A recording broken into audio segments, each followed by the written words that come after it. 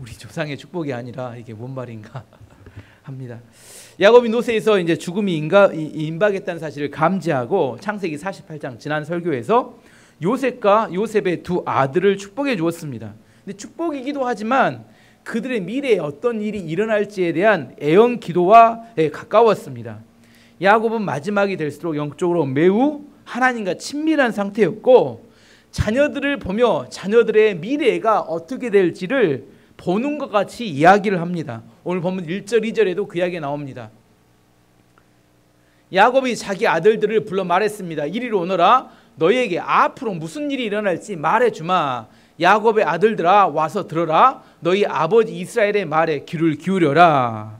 이번에는 12아들들을 다 불러 모았어요. 그리고 너희와 너희 후손들에게 어떤 일이 일어날지에 대한 일을 미리 이야기해 주겠다는 겁니다. 그 이야기를 귀 기울여 들으라고 이야기합니다.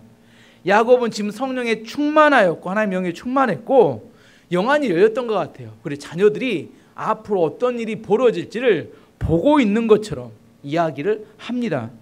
이게 가능한 것 같아요. 야곱을 보면. 하지만 함부로 은사자라고 하는 알지 못하는 사람들이 가서 머리 들이미시고 안수기도 받으면 곤란합니다. 왜냐하면 그 사람이 어떤 영에 사로잡혔는지 우리가 모르기 때문입니다. 다행히 성령에 충만하면 좋은데 다른 영에 붙잡혀 있을 수도 있기 때문입니다. 이대한 영과 같은. 그래서 잘못하면 그 사람이 소유한 영이 우리에게 흘러 들어올 수 있습니다. 그래서 가급적이면 자기의 영혼을 잘 알고 있는 책임지고 있는 리더나 목회자, 부모님께 기도받는 건 괜찮지만 그렇지 않은 경우에 영적으로 큰 혼란에 빠질 수 있습니다. 하여튼 야곱은 마지막 임종의 순간에 자녀들을 다 불러 모았어요. 그리고 축복 기도이자 애언 기도를 합니다. 그리고 오늘 이렇게 창세기 49장 33절 마지막 절을 보면 이렇게 기록되어 있습니다. 야곱이 아들들에게 명하기를 마치고 그 발을 침상에 모으고 숨을 거두니 그의 백성에게로 돌아갔더라. 지금 오늘이 마지막 날이에요. 야곱이 마지막 날이고 12아들들을 다 모아놓고 한 명씩 한 명씩 돌아가면서 축복 기도를 해주고 다 마친 다음에 죽는 장면입니다. 이게 얼마나 멋지고 아름다운 모습인지 모릅니다. 마지막 죽을 때 힘이 없어서 기도를 받는 게 아니라 어떻게 해요? 본인이 다 기도를 해주고 마지막 숨을 멎어서 하나님께로 갔다고 그렇게 이야기합니다. 여러분도 그렇게 되기를 바랍니다. 기도 받지 말고 기도해 주세요. 이번 주와 다음 주에 2주에 걸쳐서 6명씩 야곱의 아들들이 축복해 주는 것이 어떤 내용인지, 얼마나 영적으로 충만했는지, 그리고 얼마나 아들들을 잘 이해하고 그들을 위해서 기도해 줬는지를 살펴보려고 합니다. 참으로 놀라울 정도입니다. 왜 어떻게 이렇게 12명은 어떻게 돼요? 아들들 이름도 잊어버립니다. 순서도 까먹어버려요. 그 12명을 정확히 기억하고 그 아들들이 앞으로 어떻게 될 것인가에 대해서 정말 정확하게 예언을 하기 위해서는 어떻게 이런 일이 발생했을까요? 그는 몸이 안 좋으니까 침상에 누워서 매일처럼 12명의 아들을 놓고 중보기도를 했던 것 같아요. 계속해서 기도하다 보니까 그 아들들의 미래가 보이고 그 아들들이 어떻게 될지에 대해서 마음이 너무 선명해져서 큰아들부터 12번째 아들까지 한 명 한 명 기도하는데 거의 시와 같고 그 아름다운 노래와 같은 그런 축복 기도를 해줍니다. 먼저 이 구체적인 내용을 살펴보기 전에 야곱의 기도의 내용을 들어가 보면 이제 헷갈리니까, 실제 이 내용을 보면 이게 축복이냐 이게 저주냐 헷갈려요. 읽어보시면 이게 축복이요? 이게 저주요? 이런 생각이 들어요. 그래서 축복이 무엇인가에 대한 정의를 먼저 하고 이 내용을 읽어야 될 것 같습니다. 축복은 하나님 앞에 온전하게 설 수 있는 것이 축복이고 하나님 앞에 온전히 쓰임받는 것이 축복입니다. 사람들은 많이 가지면 축복이라고 생각하는데 그렇지 않다는 겁니다. 예를 들어보면 어떤 사람이 돈이 없을 때 참 겸손했습니다. 돈이 없을 때 기도를 많이 했어요. 돈이 없을 때 인간관계가 좋았습니다. 근데 돈이 생기고 난 다음에 교만해지고, 돈이 생기고 난 다음에 하나님을 떠나고, 돈이 생기고 난 다음에 인간관계가 나빠졌어요. 그래서 하나님 앞에 온전하지 못하게 됐습니다. 그러면 돈이 없는 것이 축복인 겁니다. 아시겠죠? 돈이 생겨서 무너지는 인생이 되었다면 돈이 없을 때가 더 온전해질 수 있고 하나님께 쓰임받을 수 있기 때문입니다. 어떤 사람이든지 한 사람 안에는 단점이 있고 장점이 있어요. 모든 사람, 모든 것을 다 잘하는 사람은 세상에 아무도 없습니다. 어떤 사람이 지혜로운 사람이냐? 자기 단점을 최소화하고 단점이 드러날 만한 상황을 가급적이면 줄이고 자신 안에 있는 장점을 극대화할 수 있도록 인생을 디자인하는 것. 자기가 디자인해야 합니다. 시간을 디자인해야 되고 자기 에너지를 어떻게 쓸지를 디자인해서 단점을 줄이고 장점을 극대화할 수 있어야 돼요. 근데 미숙한 사람은 단점이 드러날까 봐 피해버리고 장점을 개발할 생각을 하지 않고 시간을 낭비해버립니다. 그러면 무능한 사람이 되고 맙니다. 이제 구체적으로 루벤부터 한번 살펴보도록 하겠습니다. 3절 4절 말씀 보시면 루벤아 너는 내 맏아들이다. 너는 나의 힘이고 내 능력의 첫 열매이다. 너는 가장 높고 가장 힘이 세다. 하지만 너는 물처럼 제멋대로라. 앞으로 으뜸이 되지 못할 것이다. 내가 내 아버지의 침대에 올라가 그 침대를 더럽혔기 때문이다. 루벤은 큰아들이었고 힘도 세고 능력도 많은 사람이었어요. 하지만 물처럼 제멋대로 살았다는 겁니다. 힘과 능력이 있어서 교만해져 가지고 아버지의 아내였죠. 비라, 서머였던 비라와 통관을 하게 됩니다. 넘지 않아야 될 선을 넘어버렸어요. 왜? 힘과 능력이 많아서. 루벤은 자기에게 주어진 힘과 능력을 주체하지 못해서 문제를 일으키는 사람이었습니다. 한 사람 예를 들어보면 모세는 나이 40살에 애굽에서 왕자였어요. 자기 동족 이스라엘 사람들이 핍박을 받는 걸 보고 그들을 도와주고 싶었는데 도와주고 싶은 마음까지는 좋았는데 분노해서 애굽 사람을 쳐서 죽여버렸습니다. 살인했다는 겁니다. 무슨 말인지 이해하시겠죠? 분노해서 살인을 했습니다. 그리고 살인자가 돼서 그걸 피해서 어디로 도망가요? 발각될까 봐 멀리 광야로 도망쳐 버렸어요. 그리고 40년 동안 광야에서 어떻게 해요? 처가살이하고 양을 치면서 이제 힘이 완전 쭉 빠져버립니다. 자신감도 잃고 양을 치는 그것만 하고 사는 사람이 되고 말았어요. 근데 하나님께서는 힘이 빠져버린 모세를 찾아와서 말씀하시는 겁니다. 뭐라고 말씀하세요? 이제 애굽에 가서 내가 내 백성을 어떻게 하라고요? 구원해내는 일을 하라는 겁니다. 구원해내는 일을 하라고 이야기해요. 힘이 빠져버렸는데 하나님이 언제 쓰세요? 자기 힘으로 혈기를 부릴 때가 아니라 힘이 완전히 빠져버렸을 때. 루벤처럼 힘과 능력이 흘러넘쳐서 제멋대로 사는 사람에게 하나님의 축복은 무엇일까? 무엇이 하나님의 축복일까? 힘이 빠져서 평범해지는 겁니다. 자신을 드러내기 위해서 몸부림치는 게 아니라 힘이 빠져서 평범해지는 게 복인 사람도 있다는 거예요. 뭔 말인지 이해하시겠어요? 다 두각을 나타내고 뛰어나면 복이라고 생각하지만 그렇지 않고 평범해지는 게 복인 사람도 있습니다. 어떤 사람이 학교를 다닐 때 공부를 너무 잘했어요. 시험만 보면 1등. 그래서 수능시험 보고 쉽게 서울대 법대를 들어갔어요. 열심히 공부하면 무조건 출세가 보장된 대학이죠. 근데 1년 다니다 말고 때려치웠습니다. 그리고 다시 수능을 봤는데 이번에는 서울대 음대를 들어갔어요. 공부를 잘하면 노래를 못하는데 이 사람 노래도 잘하고 악기도 잘 다뤄. 이거 뭐. 그래서 서울대 음대를 들어가서 또 1년 다니다 또 때려치웠어요. 또 수능을 봐서 서울대 컴퓨터공학과를 들어갔습니다. 근데 졸업을 못했어요. 나이가 50대가 됐는데 아내가 벌어주는 돈으로 먹고 살고 있다고 합니다. 이 사람의 문제는 뭐예요? 너무 능력이 많다 보니까 이 사람은 평범해지는 것이 축복인데 분수에 넘치는 돈, 분수에 넘치는 능력, 그것이 그 사람을 교만하게 만들고 무너지게 만드는 이유가 되더라는 겁니다. 하나님께서 높여주실 때까지 좀 기다리면 되는데 베드로전서 5장 5절 6절 말씀 보시면 젊은 자들아 이와 같이 장로들에게 순종하고 다 서로 겸손으로 허리를 동이라. 하나님은 교만한 자를 대적하시되 겸손한 자들에게는 은혜를 주시느니라. 그러므로 하나님의 능하신 손 아래에서 겸손하라. 때가 되면 너희를 높이시리라. 하나님이 높이실 때까지 좀만 기다리면 되는데 너무 힘과 능력이 많아서 주체를 못하다 보니까 루벤이 아버지의 아내를 범하는 것을 통해서 쓰임받는 것에서 축복에서 멀어지게 되어버렸다는 겁니다. 두 번째 시몬과 레위 5절에서 7절 말씀을 보시면 시몬과 레위는 형제다. 그들은 칼을 휘둘러 거친 일을 했다. 나는 그들이 하는 비밀스러운 이야기에 끼지 않을 것이며 그들과 만나 나쁜 일을 꾸미지 않을 것이다. 그들은 화가 난다고 사람들 죽였다. 그들은 장난삼아 소의 다리를 못쓰게 만들었다. 노여움이 심하고 지나치게 잔인해서 그들에게 저주가 있을 것이다. 나는 그들을 야곱 지파 중에 나눌 것이다. 이스라엘 모든 지파 가운데 흩어 놓을 것이다. 시몬과 레위는 언제 이런 사고를 쳤어요? 세겜성에서 여동생 디나가 강간을 당한 사건이 있었을 때 그 세겜성 사람들을 결혼하자고 속여놓고 할례를 받게 만든 다음에 모든 남자를 싹 죽여버리죠. 아버지에게 보고도 하지 않고. 왜요? 독단적으로 처리합니다. 너무 화가 나서. 야곱은 이 두 아들의 성향을 너무 잘 알고 있었던 것 같아요.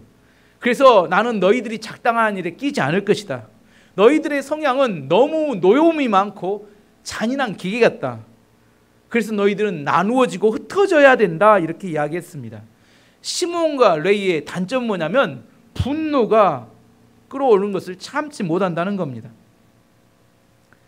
여동생 디나가 성폭행 당한 것은 너무나 화가 나는 일이에요. 근다고 해서 세겜의 모든 남자를 다 살인하고 죽여버리는 것은, 그 약탈하는 것은 더 큰 범죄라는 사실을 알아야 한다는 겁니다. 이것을 단점을 보완하면 쓰임받을 수 있다는 거예요.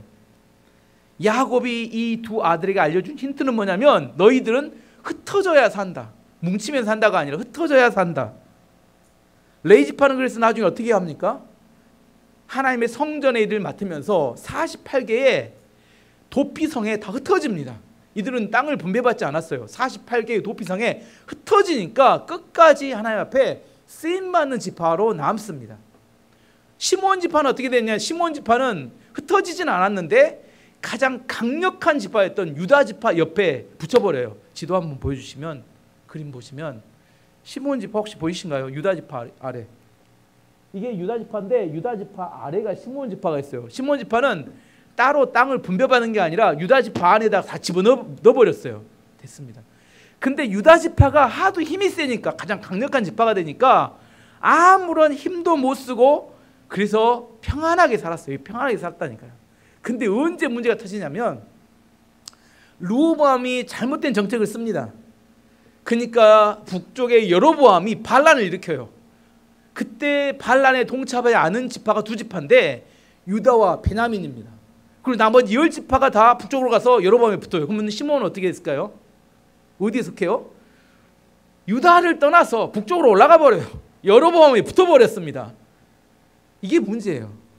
유다 지파 옆에 그대로 있었으면 어떻게 돼요? 평안하게 잘 쓰임받고 살았을 것인데 자기의 능력과 기질을 잘 파악하지 못하게 되니까 자기의 능력과 기질을 벗어나서 유다 지파를 떠남으로 문제가 발생했습니다. 전 시몬 지파를 보면서 꼭 어디를 생각하냐면 이 전라도 사람들 아닌가 이런 생각합니다. 의협심이 강하고 올바른 것에 대한 저항하는 기질이 있어요. 원래 귀향을 와서 서울의 중앙정계에서 버티지 못하고 귀향 온 사람들의 후예들이라 그렇습니다. 너무나 이런 성향이 강해서 우리나라 국가 요직에는 잘 쓰임받지 못합니다. 반골 기질이 강하죠. 잘못하면 반란이 일어납니다. 이 사람들은. 대기업에서도 전라도 사람들을 높은 자리에 잘 쓰지는 않습니다. 대형 마트도 하나 못 들어와요. 우리 광주. 대기업들도 이렇게 잘 크게 키우지 않습니다. 하도 노조들이 심하게 하니까. 그래서 경제 발전이 매우 더디고 뭐예요? 우리가 못 살아요. 그래서 못 살아. 좀 잘 살면 좋을 것 같은데 뭘 좀 죽이면, 너무 이렇게 달라드는 걸 좀 죽이면 좋을 것 같은데 너무 지나쳐요. 너무 지나쳐. 저도 병원도 운영해보지만 안 하는 게 낫겠다. 웬만히 좀 하면 이렇게 좀 타협도 하고 이렇게 적당히 해야 되는데 그게 잘 안 되는 성향과 기질을 가지고 있습니다. 이 단점을 보완해야 쓰임받을 수 있는데, 그래서 시몬과 레위는 어떻게 해야 살아남는다고요? 흩어져야, 뭉치면 안 돼. 뭉치면 사는 게 아니라 흩어져야 산다. 이게 시몬과 레위 지파의 기질입니다. 유다 지파에 대해서 살펴보면 8절에서 12절까지 말씀입니다. 유다야, 내 형제들이 너를 찬양할 것이다. 너는 원수들을 목을 움켜쥘 것이다. 너의 형제들이 내 앞에서 절을 할 것이다. 유다는 사자 새끼와 같다. 내 아들아, 너는 먹이를 잡고 돌아오는구나. 내 아들은 마치 사자와 같이 웅크리기도 하고 몸을 펴기도 한다. 마치 암사자와 같으니 누가 그를 깨우겠는가. 유다에게서 왕이 끊이지 않을 것이고 유다에게서 다스리는 자가 끊임없이 나올 것이다. 유다는 참된 왕이 올 때까지 다스릴 것이다. 온 나라는 그에게 복종할 것이다. 유다는 요셉과 동일하게 가장 많은 축복을 받습니다. 아버지의 축복 기도를 받습니다. 요셉은 물질적 측면에서 장자였어요. 두 아들이 두 배의 축복을 받죠. 두 아들이 축복을 받았어요. 지난 시간에. 유다는 영적인 장자입니다. 유다에게서 왕들이 나오고 유다에게서 예수님이 태어날 것을 예언합니다. 이 구절을 읽어보면 너는 원수의 목을 움켜쥘 것이다. 이스라엘을 대적하는 대적들도 움켜쥐고 예수님을 통하여 사탄의 목도 움켜질 것이다. 내 형제들이 내 앞에서 절을 할 것이다. 왜? 왕이 되기 때문에. 암사자같이 강하고 능력이 많고 권력을 가질 것이다. 나귀를 포도나무 가지에 맬 것이다. 이게 무슨 말이냐면 원래 포도나무 귀에서 이렇게 나귀를 메어놓지 않는데요. 허드렛 나무에 묶어놓아야 되는데 하도 포도나무가 흔하니까 포도나무에 묶어놓을 만큼 풍성한 시절을 이야기합니다. 유다 지파는 아주 풍성할 것이다. 또 유다의 눈은 포도주보다 진하고 그의 이는 우유보다 힐 것이다. 풍요로움과 풍성함이 흘러넘치는 삶을 살 것이다. 이게 유다 지파의 축복입니다. 유다의 삶을 좀 더 설명해 보면 유다는 동생 요셉이 애굽으로 팔려간 이후에 너무 괴로웠던 것 같아요. 그래 아버지 집을 떠납니다. 블레셋 땅으로 가서 이방 여자와 결혼해 버려요.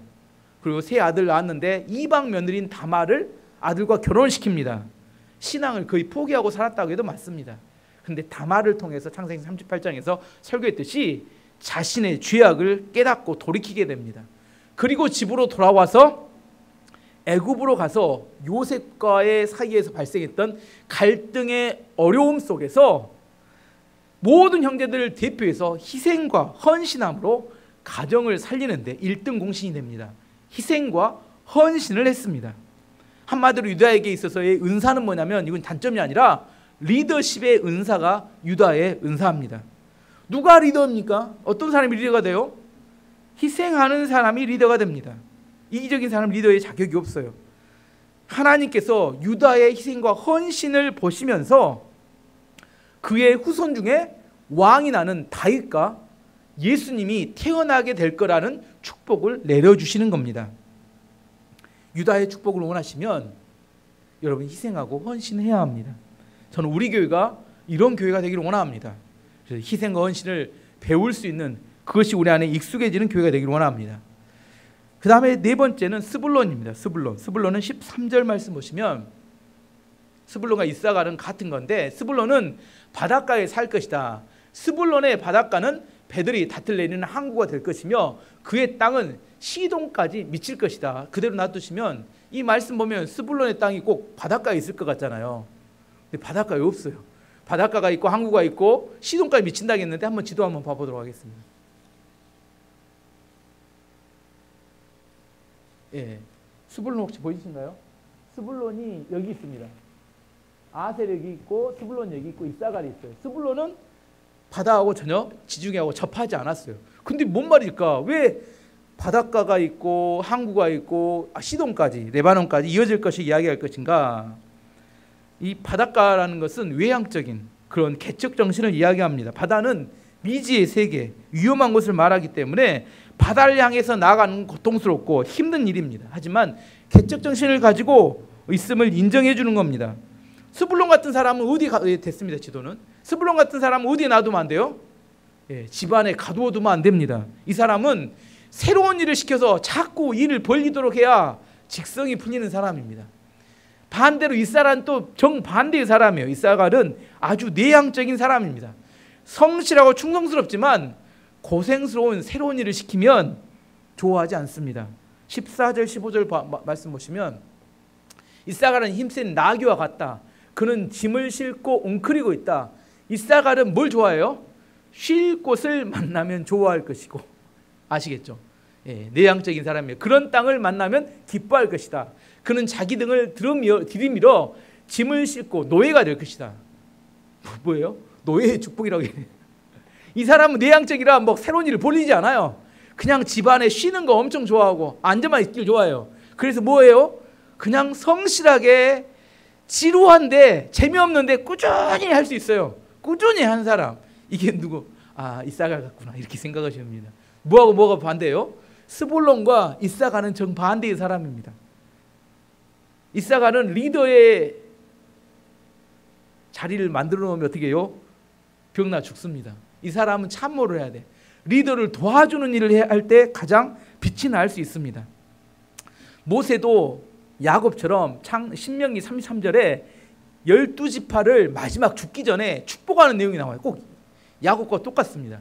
쭉 축복을 해주는데 스불론과 이사갈에 대해서 축복해주는 내용이 이렇습니다. 신명기 33장 18절 19절 말씀 보시면 스불론에 대하여는 일러스되 스불론이여 너는 밖으로 나감을 기뻐하라. 아시겠죠? 외향적입니다. 이사갈에 너는 장막에 있음을 즐거워하라. 아시겠죠? 외향적이고 내향적입니다.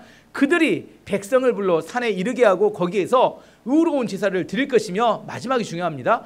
바다의 풍성한 것과 모래에 감추어진 보배를 흡수하리로다. 이게 중요합니다. 바다의 풍성한 것과 모래에 감추어진 보배를 흡수하리로다.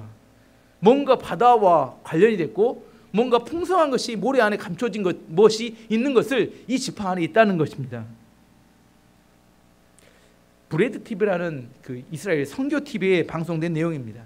중동 지역은 원래 석유가 많이 나서 부자된 나라들이 많잖아요. 근데 이스라엘에 석유가 하나도 나지 않았어요. 그래서 이란 같은 나라에서 석유를 수입해서 쓰는 그런 나라였습니다.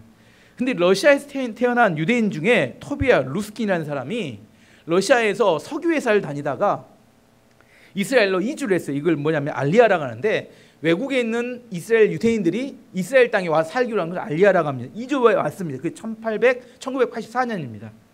근데 이 사람이 항상 생각하기를 이스라엘 땅에도 반드시 석유가 나올 것이다. 이런 생각을 해요. 그래서 이 사람 생각했어요. 어디 있을까? 그 석유가. 근데 아까 그 말 읽었던 게 있잖아요. 스불론과 이사갈에서. 뭐요? 바다의 풍성한 것과 모래에 감춰진 보배를 흡수할 것이다.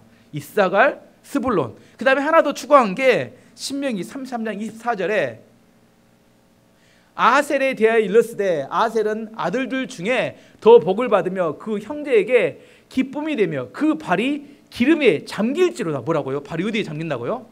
기름에 잠길지다. 이래서 뭘 찾아요? 아셀, 스불론, 이사갈에서 10년 동안 기름을 시초하러 다녀요. 10년 동안. 근데 2004년 날짜까지 나오면 5월 4일 역사적인 날이에요. 크파르사바라는 그 지역에서 10억 배럴량의 매장량이 있는 유전을 실제로 발견합니다. 이 사람 10년 동안 파고 다니다 실제로 발견을 해요. 그리고 난 다음에 지중해 연안에서 천연가스를 이스라엘에서 100년 동안 쓸 양을 발견합니다. 그리고 다른 회사에서 쉐펠라라는 지역에서 2,500억 배럴의 셰일가스를 발견하게 되는, 이게 얼마나 많은 양이냐면 전 세계 석유 매장량이 가장 많은 나라가 사우디아라비아인데 두 번째가 이스라엘이 됐습니다. 이걸 발견하면서 지도 한번 봐보시면 이게 아까 말한 첫 번째 그 발견한 지역이고, 이게 이제 바다에서 발견한 이렇게 천연가스, 이게 쉐펠라라는 지역에 발견된 셰일가스가 발견돼, 유전이 실제 발견돼 가지고 지금 이스라엘은 됐습니다. 석유를 수출하는 나라로 바뀌었다고 합니다. 뭐 찾다가 발견했어요? 성경 말씀 찾다가 그 발이 기름에 잠기리로다. 여러분도 말씀 묵상하려면 몇 가지는 가봐야 뭔가 이렇게 기름 부익이 뚫려도 뚫리지, 적당히 묵상하지 말고 뭔가 이렇게 돈이 될 때까지 뚫어야 되는데, 어쨌든 이 사람은 뭘 했어요? 그 말씀, 어디선가 석유가 날 것이다. 뚫었다니까요. 이번엔 단 지파의 축복은 16절 17절 말씀 보시면, 단은 이스라엘의 다른 지파들처럼 자기 백성을 다스릴 것이다. 단은 길가의 뱀과 같을 것이며 길가에 숨어있는 독사와 같을 것이다. 그 뱀이 말의 다리를 물면 그 탄 사람이 뒤로 떨어질 것이다. 이 단은 별로 좋은 내용이 아닙니다. 길가의 뱀처럼, 그 다음에 숨어있는 독사 같고, 말 다리를 물었더니 말 탄 사람이 뒤로 떨어져 자빠져서 이렇게 크게 다치게 될 것이다. 뭐예요? 은큼하고 음흉한 그런 이렇게 지파 성향을 이야기하는 겁니다. 성경에 나온 단지파 중에 가장 유명한 사람은 삼손입니다. 삼손. 그래서 삼손 단지파는 용맹하고 싸움을 잘해요. 이 용맹하고 싸움을 잘하는 사람이 하나님의 영광을 위해 쓰임 받아야 되는데 나중에 이 지파는 우상 숭배의 지파로 전락하고 맙니다. 사사기 18장 이후에 보면 단지파가 자기가 분배받는 땅을 정복하지 못하고 가나안 땅을 정복하지 못하고 저 북쪽에 있는 땅으로 이동을 해갑니다. 쉬운 땅으로. 이동을 해가던 중에 미가라는 사람이 자기 집에 우상을 만들어놨어요. 근데 그 우상을 뺐습니다. 그 레이 사람을 고용해서 우상을 숭배하는 제사장을 삼아요. 그래서 한 지파가 우상 숭배하는 지파로 전락하고 맙니다. 이 지파가 사사기 이후에 어떻게 됐을까요? 성경이 사라져버려요. 없어져버려요. 그 다음에 이 단지파의 기록이 하나도 없습니다. 심지어 요한계시록에 단지파 이름도 안 나와요. 한 지파가 사라져버렸어요. 왜? 우상 숭배함으로 사라져버리게 된 겁니다. 근데 어떤 속 없는 사람이 이 단지파가 동쪽으로 이동해 가다가 무엇이 됐다고 이야기했을까요? 당군이 됐답니다. 당군. 그러니까 우리나라가 단지파에 후회돼요. 여러분 접수가 됩니까? 이런 미친 소리를 하고 돌아다니고 전국에 이렇게 집회하고 돌아다니는 부심이 있어요. 그래서 우리나라는 단지파의 후예다. 책도 써가지고 막 읽고 막 난립니다. 국뽕도 이런 국뽕이 없어요. 해필 해도 단지파입니까? 유다지파 정도는 돼야지. 아니 이런 소리를 하고 다니는 사람들이 있어요. 단지파가 동쪽으로 이동해가지고 우리 당군이 돼가지고 우리가 이렇게 단지파의 후예가 됐다. 북이스라엘의 여로보암이 송아지 우상을 만들어 놓은 곳이 두 곳인데 하나는 단과 베델입니다. 이 단은 우상 숭배와 아주 밀접한 관련이 있어요. 그래서 성경의 학자들은 단지파를 적그리스도를 상징하는 지파로 이야기합니다. 하여튼 중요한 것은 단지파의 성향은 음흉하고 은큼합니다. 야곱이 왜 자기 자식에게 축복기도 해주는데 이런 이야기를 했을까요? 너는 음흉하고 은큼하다. 왜 이렇게 해줘요? 알고 고치라고. 단점이기 때문에 알고 고치라고 알려준 건데 극복하지 못하고 이 성향대로 그대로 사라져버리고 말았습니다. 그럼 여기서 한 가지만 더 짚고 넘어가 보면 야곱이 12아들들을 축복해 주잖아요. 12아들을 낳은 사람 누구예요? 누구의 아들이에요? 야곱이 낳은 거잖아요. 이 12명의 아들들의 특성은 누구의 특성이었을까요? 지 특성이에요. 자기 특성인데 원래 야곱 안에 있는 특성이다니까요. 근데 단은 이 음흉하고 은큼한 성향을 받아간 겁니다. 사실은 야곱 본인의 성향이다니까요. 아시겠죠? 남의 성향이 아니다니까요. 야곱이 지금 12아들들 쭉 보면서 그 아들들에게 나타나는 성향은 자기 성향이에요. 꼭 자식들한테 너는 어디서 태어났냐 이렇게 물어보는데 어디서 태어난 게 아니다니까요. 마지막으로 6명의 아들을 축복해 준 다음에 그 야곱이 하나님께 짧게 기도 한마디를 합니다. 18절 말씀에 기도합니다. 여호와여 저는 주의 구원을 기다립니다. 지금 야곱은 죽기 직전이에요. 나머지 6명의 아들을 축복해 주면 죽습니다. 근데 힘이 거의 다 빠지죠. 죽기 직전 사람들 힘이 온전히 다 빠져요. 근데 마지막 혼신의 힘을 다해서 축복해 주는데 힘을 쏟아 붓고 있는 중이에요. 6명이 남았는데 중간에 너무 힘들었던 것 같아요. 축복을 해주다. 그래서 잠시 쉬고 하나님께 기도합니다. 여호와여 저는 주의 구원을 기다립니다. 이렇게 기도했던 이유를 묵상해봤는데 2가지 경우가 있을 것 같아요.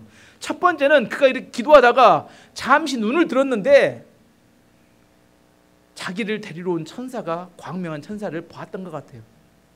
그래서 그 천사를 보면서 주님의 영광, 천국의 영광에 내가 빨리 가기를 원합니다. 천국의 영광이 임하기를 원합니다. 이 땅이 너무 지금 몸이 힘들고 지쳤는데 주의 영광에 내가 동참하기를 원합니다. 그런 마음으로 주의 구원을 기다립니다. 이렇게 고백했을 거라는 게 첫 번째 묵상. 믿음의 고백. 주님의 나라에 가기를 원한다는. 두 번째는 지금 자녀를 6명 축복해 줬다는 게 힘이 너무 빠졌어요. 6명 축복해 주고 난 다음에 힘이 너무 빠지니까 나머지를 그래도 마무리해야 될 거 아니에요. 6명 하다가 가보면 어떻게 돼요? 나머지 6명 어떻게 돼? 늦게 난 것도 서러운데 지금 6명까지 오고 중단하면 안 되는데 축복기도는 마지막 축복기도는 야곱의 사명이었습니다. 사명.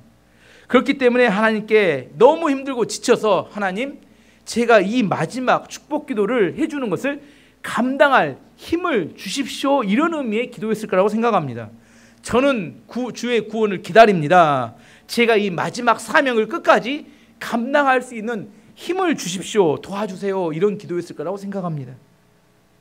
마지막 이 야곱의 모습이 얼마나 감동스러운 모습인지 그런 생각을 해봅니다. 마지막 순간에 자기의 사명, 끝까지 주어진 축복을 해주는 사명을 감당하며 그것을 감당하게 해달라고 지금 기도하고 있는 겁니다. 오래 사는 것이 좋은 것이 아닙니다. 자기 살아가는 그 시간이 얼마나 의미 있고 가치 있게 살아가는지, 그게 중요합니다. 야곱은 147년을 살았어요. 야곱의 147년 중에 가장 자세히 지금 세세히 기록하고 있는 부분이 어디예요? 지금 마지막 하루예요. 마지막 지금 축복하는 이 시간이 지금 3장에 걸쳐서 지금 기록하고 있어요. 히브리서 11장은 구약 성경에 나온 믿음의 사람들에 대한 기록해 놓은 게 히브리서 11장입니다.